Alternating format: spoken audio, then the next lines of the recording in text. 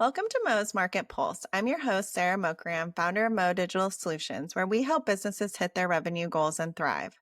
On this podcast, we talk with industry leaders about their business, market trends, growth strategies, and what's ahead. On today's episode, we are joined by Wei He, CEO of Newport AI. So, Wei, thanks so much for joining me today. I'm really excited to dive into your journey and what you've been building at Newport AI.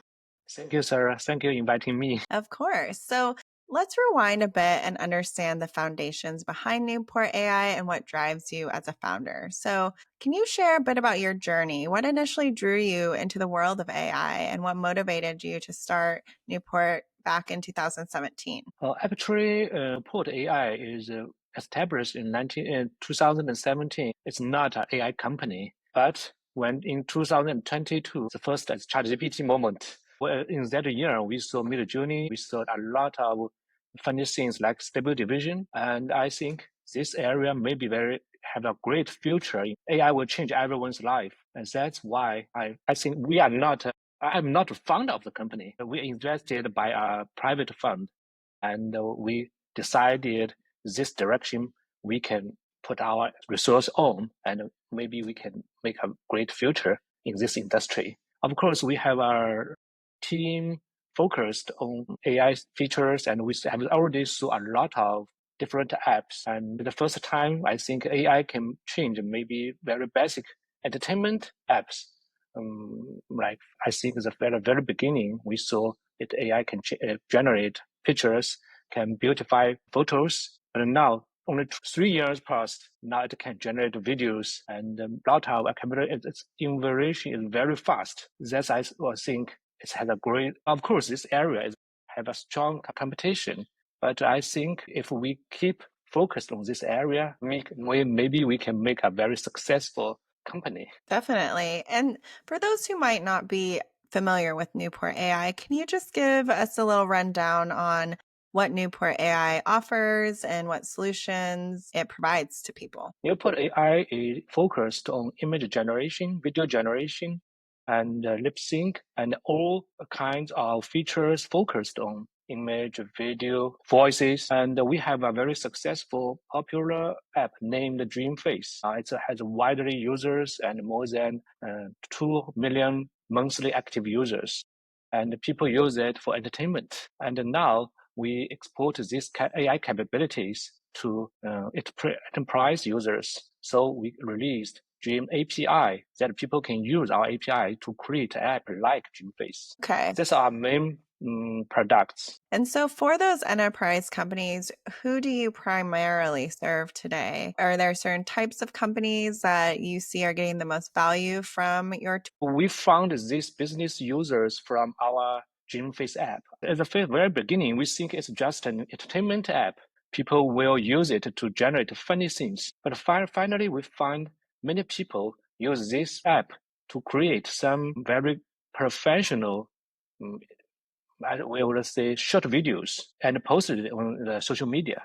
And we find people maybe need, but they only use the very basic functions. Then we think maybe other companies need this feature to serve their customers. So for the enterprise users, for now, we offer Dream API. Most of the enterprise use our API to create their own platform and serve their own users. And maybe in the next month, we will release a studio, and then we can serve end users directly. Okay. And so now moving out a little bit more to the market, with so many players entering AI, what do you think sets Newport AI apart from competitors that are also doing similar solutions? And where are you positioning yourself? I think it's a very great question. And there are so many competitors in this area. But I think this is a marathon, not just a 100-meter race. In the past 4 years, many new platforms can be the leader of the AI capability. For example, at the very beginning, we used Stable Diffusion. And now we saw a lot of video generators, including Google VEO3 and Roma, and of course, OpenAI has a similar runways, and I think it's a long race. And for our position, we don't want to compete with these giants. We focused on very niche way industry, only focus on the people. and the face and their body movements. And we can see a lot of the influencers post videos are focused in this area. And they have very specific features, not only generic created video. They want to customize their movements. They want to lip sync their voices. And we can help them efficiently create high quality videos and help them to get more and more followers. That's what we are doing. Okay, so you're helping create content for them that they can utilize to gain additional followers or traction towards their business or whatever they're promoting. Yeah. And from we talked with a lot of our customers. Not everybody created videos by themselves. Some MCN institutions they already try to adopt our API to create a platform to serve their own influencers. We cooperate with them and fulfill their requirements. It's a very interesting industry and new things happen every day. Yep, definitely. And so, what market trends do you think are getting overhyped right now, or what's being underappreciated or missed? And that's a very, I, I can only express my own opinion on that topic. AI area, I think AI has changed every industry, but the most influencing is a large language model. We have considered to invest on this area, but we saw like um, ChatGPT and Cloud and Google, they played a very strong resources, and they have a lot of computer power, can train their very best large model. But for us, I think we have a small team, so we just reduce our scale to focus a very niche industry. I think we missed a lot of opportunities in this area because there's a lot of new things happen. We try to follow them.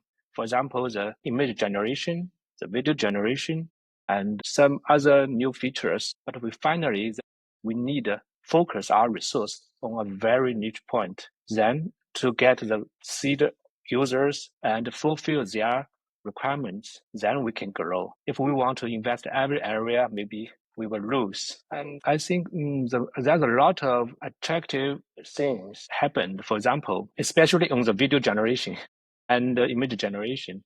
There's a lot of short reel videos, drama, go viral all around the world. And there are some AI creation tools have been developed to help them to create videos. We have invested on this area too and trying to create a product to serve these creators.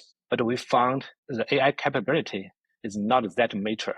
We still need to, we cannot feel for example, the first clip, the video, the portrait of the first video, and is the same with the second video. And people will change their face in the next with the prompts. And we didn't focus to solve this problem, and we gave it up. I think we missed a very good opportunity. For now, we can see a lot of new algorithm and platform have solved this problem, and they will win a lot of users.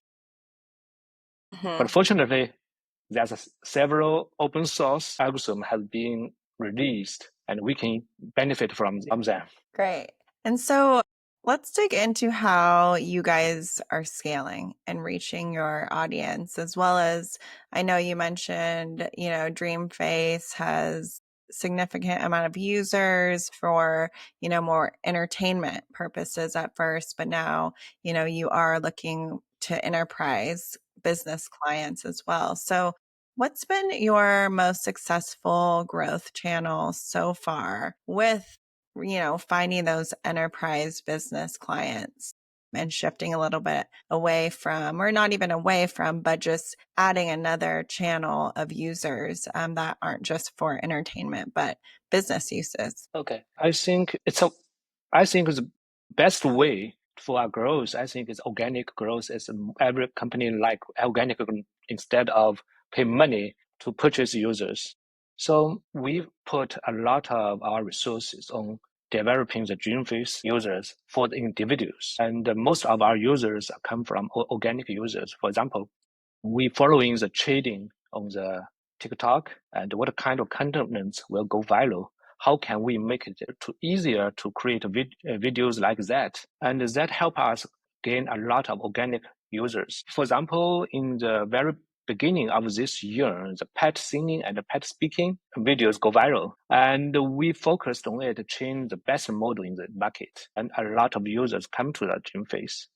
Some other, I think it's an animal protection agency found that we can offer these capabilities. They want to do campaign and do some marketing things. They want us offer their capability that they can hold a campaign event. Okay, that's a very typical from 2C side app to transfer our capability and let the enterprise users find us. And finally, it's a very good and successful event held on Europe. I think that's a very good way for the startup like us to gain enterprise users and business users. That makes sense. So it's almost, the users are using it and finding it entertaining in whatever way, like the animals. And then your businesses who are also seeing these, viral reels or whatever it might be the way to get them interested for their own business opportunities as well. Yes, and the most important thing is let the users know what our capability. When this is effects good enough, is this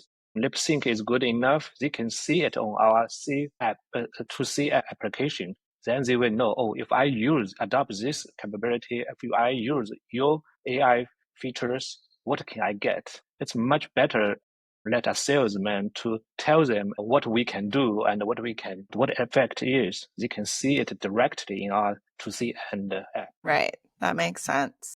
And so which markets are you intentionally targeting next, geographically or vertically?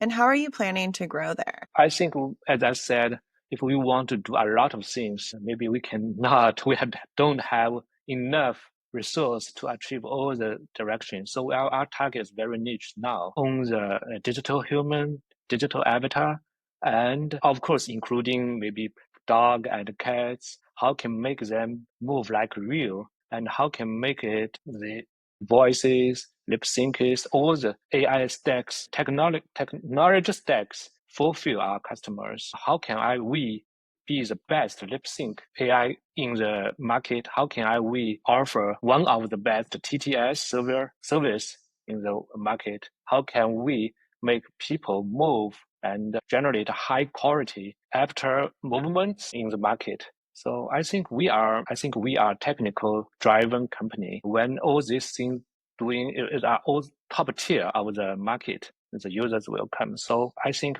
compared to what target business target or what's our target users, for now we are still focused on how can we make the best product in the market. And of course, we have reached out to many perspectives. Some of them they already know a lot about what AI can do, including Gen AI. But I saw most of the traditional industry, they have no idea about it. They still, some of them even first saw an AI platform can create more real videos without actors, without any and without any directors. So I think too many industries still in the very beginning. It's a huge potential market waiting us to explore. I think the product and the capability and the quality is still the core if we can win in the future. And when you think about building brand awareness in such a,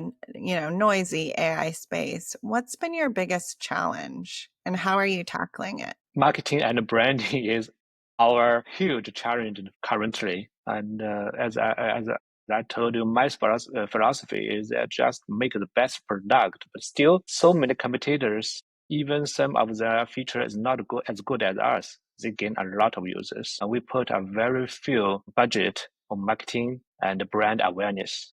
That's why I'm glad to attend such a podcast, and that's a challenge to me. You have noticed that my spoken English is not that good, but I try to express myself and try to make more people know about us. So, of course, Every founder, every executive or leader really in a business can have difficult moments or have challenging times. So I want to dive into some of those that maybe didn't quite land for you. So what's a recent product or feature that you launched that didn't quite meet your expectations? And what do you think got in the way? I think there's a lot of moments like that. I think AI is so cutting edge area that it not always working with my expectation. And there's a lot of challenges AI can for now, but I believe they will be problem will be solved in the future with more and more computer power and more new algorithm released. Most of our small product failed because of the AI capabilities. I think some AI didn't. People will, for example, I think it's in 2023, AI generated video just released, appear in the market. The quality is terrible, but most of people still think it's interesting. Even the generated video, people have three legs and more hands. People just say, "Oh, it's so interesting. AI now can do that." But it's far away to be a commercial product. People will just maybe just treat it as an entertainment thing, but not a funny thing. We cannot use it in daily life to release a video or to generate a film. If many people invest in this area, trying to do a very professional product just failed. And that's a very tough moment when I decided to give up some product and to change to another direction, since we have put a lot of our times and human resource on it, and we give out a lot of product, and but we believe the future. I would like to see these products still help us to learn more about what AI can do and what's the uh, neck bottleneck of our capabilities, and then we focus to solve one by one. That capability still help us in the future. Yes, I think to me, when you have a very exciting idea, but the technical team cannot support you to implement it, and when you spend a month on it, but finally you cannot, you kill it before it release to the market. It's a tough. I think it's a most tough moment for me. Yeah, that definitely does sound tough after all that effort and energy, and have it not pan out how you were hoping. So I know you mentioned a little bit actually in that response, but I'm hoping for you to add more. Is what internal bottlenecks would you say are slowing your company down the most right now from growth or, customer education? I would like to say, as I mentioned, marketing is the one thing. I think people don't know us. The brand awareness is very important. And the second is even now we have our seed users, I think, and quite a lot of seed users. We cannot fulfill their requirements very instantly. Sometimes, especially for AI generated video and AI generated avatars not always work as we expected. And we have a lot of feedback from our customers when they want to add new features to our product. They want to be more efficient. For example, they want to 30-second video, maybe in 10 seconds. It requires a lot of computer power. And for now, maybe it takes them 5 to 6 minutes. For this reason, we lost quite a lot of users. People want a real-time generation, but we can only offer them quite a long term to generate a video. And compared to the giants in this industry, like I tested their VEO3.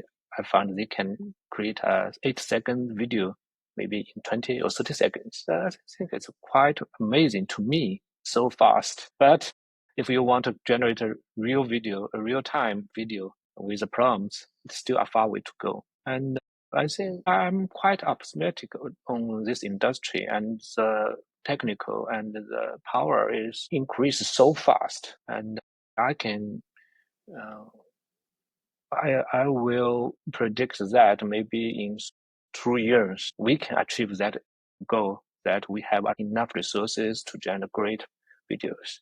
And another bottleneck is the computer power is too expensive.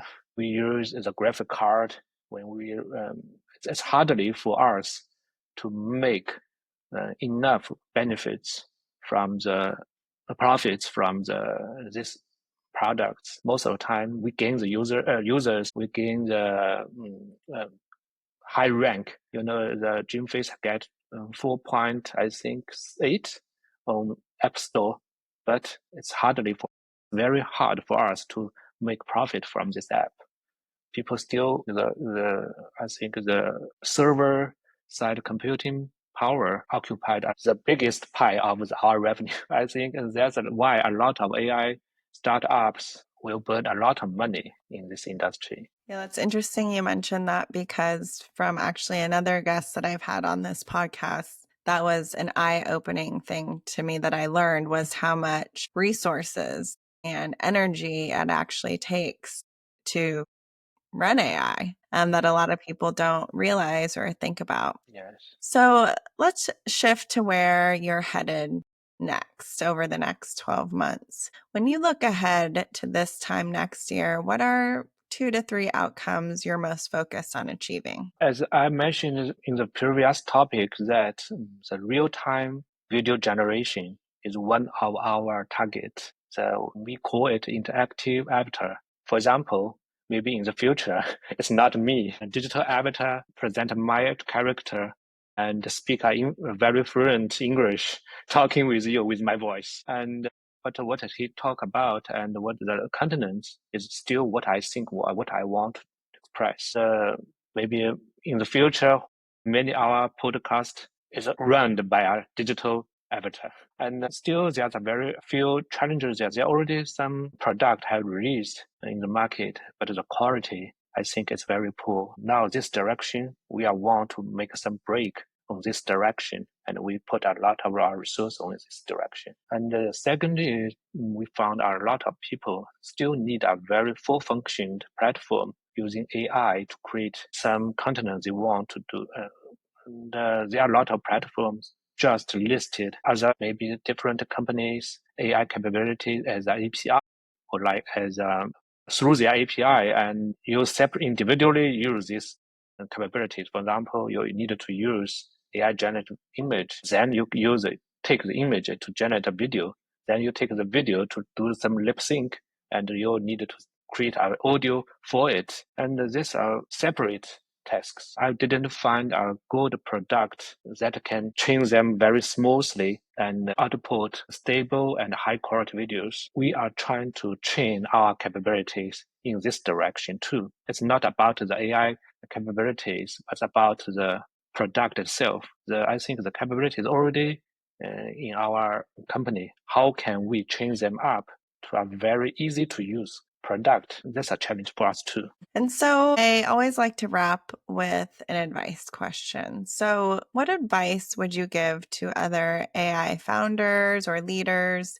that are trying to scale their platforms in this crowded but very rapidly evolving space? I have attended several events recently and talk with a similar topic with some entrepreneurs in AI industry. I would like to say when we saw AI, what AI can do currently is not, it will be far different from the AI can do maybe in the next 6 months. So think big is a very important for everyone who take part in this area. When we focused on solve very detailed problems from our current product, we need to imagine what we can do in the next 6 months, 1 year later. That's very important. And the second is not only to imagine what you can do, but also we need to be very careful about the giants in this industry. For example, I talk with a lot of startups who create a AI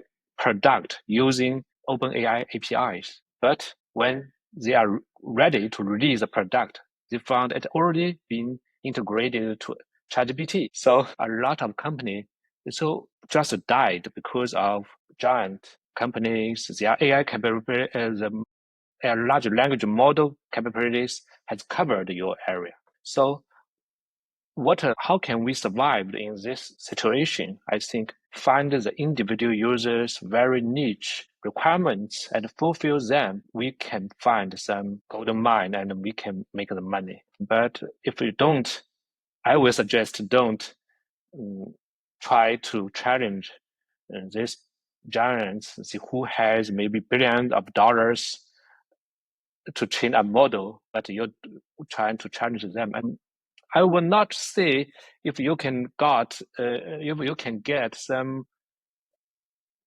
invest from founders, maybe if you can get $1 billion or maybe B series or C series, that's okay. If you are trying to, what your budget is in $1 million level, try to very niche industry to solve. You use AI to solve a very specific problem and to help your user. That's my second suggestion.